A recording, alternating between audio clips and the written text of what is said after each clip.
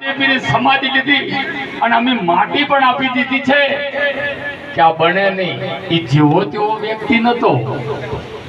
અને મેં એવું જાણું છું તો એ નાટક કે જ્યાં જોવાના હાલ ભજનમાં કે ઘોડલા ચડતા મેં દેખ્યા. જાણે રણુજાની શ્યામમાં જ્યાં મુજીન ઘોડલા ચડતા હતા અને રામો પીર બેઠા હતા. પેલા બસમાં યાદ આવી ગયું કે પેલા જૂઠું બોલ્યા. રામદેવ પીરના ઘોડા ઉભા અને રામદેવ પીરા બેઠા. રામાપીર ને મળ્યા કેમ કે પીડું તો થોડું કહેવાય કે તમે સમાધિ લીધી છે હયાતમાં દેખ્યા. અરે અમલ કહુંબા કર્યા. રામદેવ પીર ની ખબર પડી કે આના મનમાં છે પણ ઓને નિશાની આવી પડી.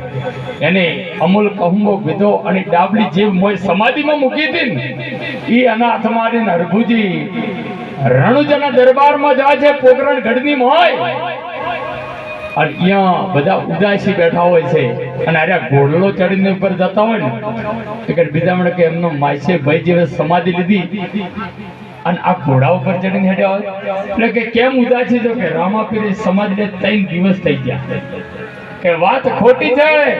અત્યારે હું સીમાડે કહું બદલ આ લો પરમાન અને એમને વિશ્વાસ ના આવ્યો. પેલા રામાપીરના વચન સમાધિ ખોડી. રામાપીરે કીધું હવે હું ગુજરાતમાં જાઉં જાર કાઠિયાવાડમાં તમે જાઓ. રામાપીરના નેજા ફરકી અહીંયા હરોહર પ્રસાદ ચાલુ છે. આજે આપણા ઓછી રણુજા જામ આજ ગુજરાતના માણસો સેવા કરી રહ્યા છે.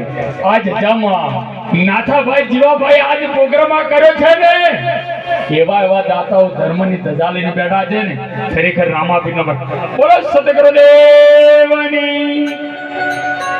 હવે એમને બોલવા દઈએ પણ હવે એક વિનંતી છે કે દરેક ગામનો લાભ લેવાનો છે કે 2 શાખીની એક વાણી બોલી અને ફરીથી કોઈ ભગત છે દરેકનો લાભ આપણે લેવાનો છે. બોલો રામદેવ ભગવાન કી.